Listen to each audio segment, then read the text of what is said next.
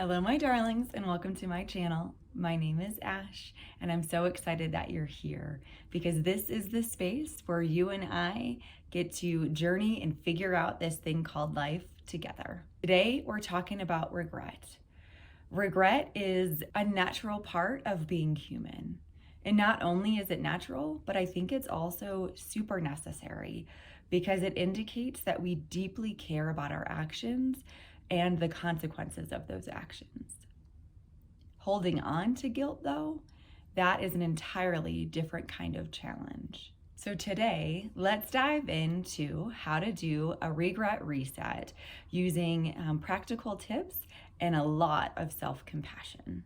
First, let's just get it out there in the open and acknowledge the truth that every human being on this planet who has the capability to make a choice has regrets and has made huge mistakes.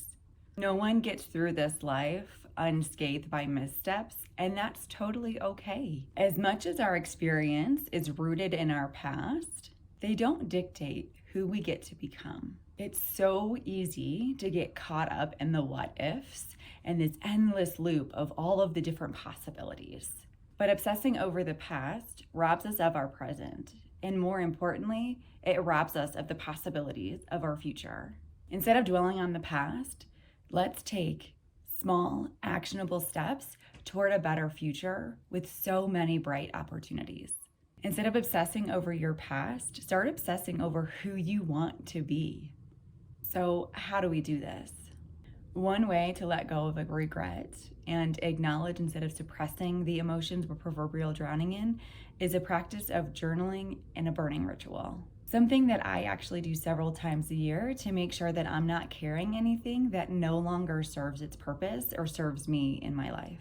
You can start by writing down this regret, completely uncensored, getting everything out in the open. You can write about how it feels, what you wish you would have done differently, or even what you've learned about that experience.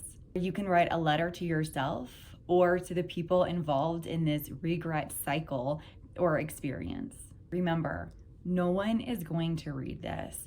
And so let out all of your anger, the embarrassment, your shame, anxiety, helplessness, any resentment, any anxiety, anything that you're holding on to, allow it to flow out of you and onto the page. Then once you think everything's out and you have nothing less to say, you get to burn it.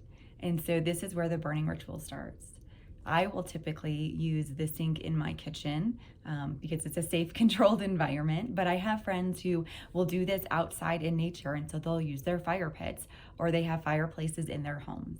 I have one friend who will light a very specific candle that she finds to be very sacred, and she will burn all of these things when she does a burning ritual from that candle and then puts it into a dish until it's all burned away. This symbolic act isn't about erasing what's happened in the past. It's about releasing the grip it has on you.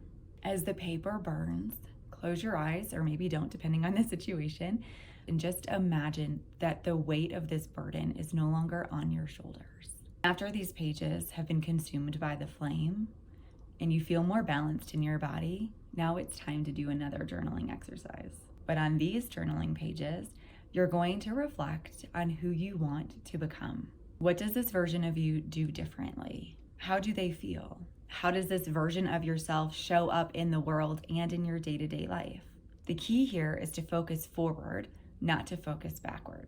And you might find that during a portion of this exercise, new regrets and new feelings of regret start to pop up.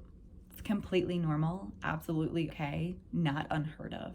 And my encouragement to you is to just keep writing. Allow, again, whatever is popping up to come out on the page. And once you feel yourself come back to an equilibrium, go ahead and reburn those pages.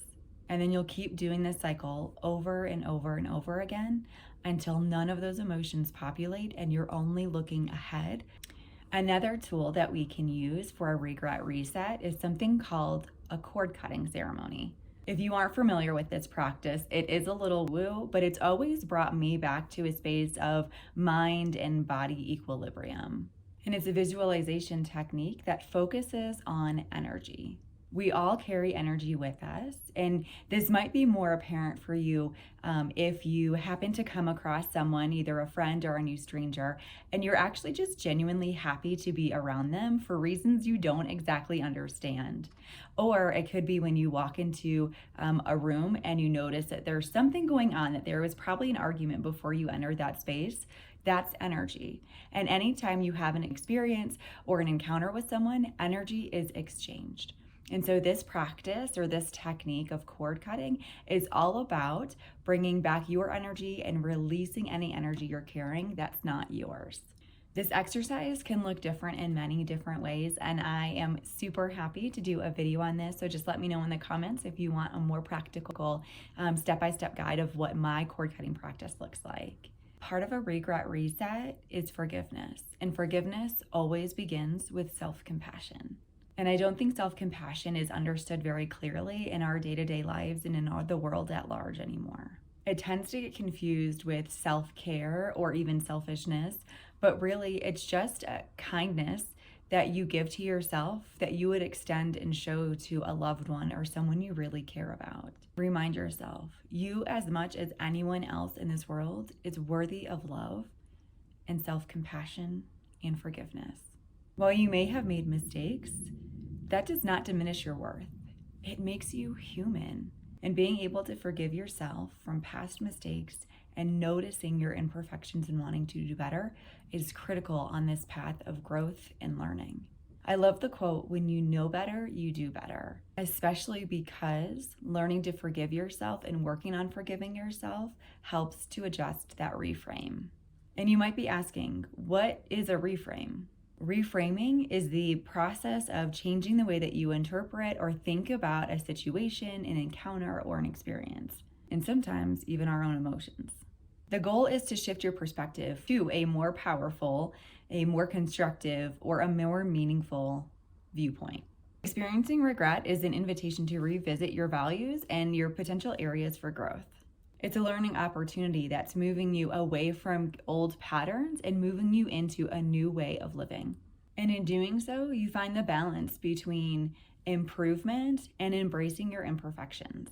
You can start this journey of reframing and doing a regret reset by asking yourself, what is this regret teaching me or trying to show me or tell me what matters most to me?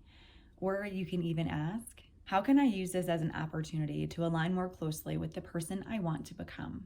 Last but not least, let's talk about acceptance, because making choices that lead to regret is an integral part of life. And accepting this universal truth can really lighten the load and the burden of feeling regrets. Acceptance is not about excusing what's happened. It's about understanding that you're not alone and that you have the choice to make better, more life-giving choices for yourself in the future. It's about recognizing what you can control and letting go of what you can't. And a part of that acceptance might be taking responsibility for your actions. Making amends where possible, whether through corrective action or trying to make amends, can be a really important step in helping you in this reset. I want to share with you a quote by the philosopher and theologian Frederick Buechner. He says, "The sad things that happened long ago will always remain part of who we are, just as the glad and gracious things will too. But instead of being a burden of guilt and regret that make us constantly stumble as we go, even the saddest things can become, once we've made peace with them, a source of wisdom and strength for the journey that still lies ahead." Transforming your relationship with regret is not about forgetting or disregarding what's happened. Transformation can only happen if we acknowledge, release, forgive, receive, and then move forward. The road to healing is paved with self-compassion and courage. And you are not your mistakes, your limiting beliefs, your mishaps. You are a powerful creator. And completing a regret reset improves your resilience, enhances your dreams, and strengthens your capacity to create something truly beautiful. So let today be the first step into your dream life. Until next time, I'm holding you in the light.